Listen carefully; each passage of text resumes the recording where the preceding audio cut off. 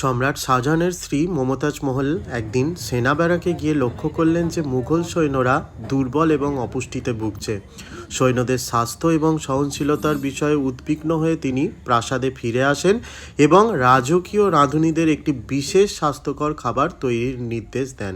এবং তারই ফলস্বরূপ হলো এই বিরিয়ানি, যেটা তৈরি হয়েছিল বিভিন্ন ধরনের সুগন্ধি মশলা, জাফরান, ঘি এবং তার সাথে অবশ্যই চাল এবং মাংস। সেইটাই কিন্তু আজকে আমাদের বিরিয়ানি।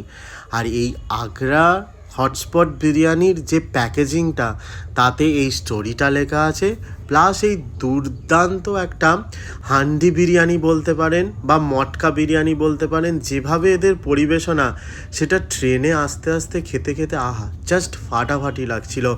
জাস্ট অসাধারণ সুস্বাদু ছিল বিরিয়ানি। আমি তো এরপর আগ্রা গেলে বারবার এই আগ্রার হটস্পট বিরিয়ানি আমি ট্রাই করব। মাংসটা এতটাই জুসি ছিল যেটা বলার কথা নয়। দারুণ সুস্বাদু যদি বিরিয়ানি খেতে হয়, তাহলে আগ্রার হটস্পট বিরিয়ানি একবার জীবনে ট্রাই করতেই হবে।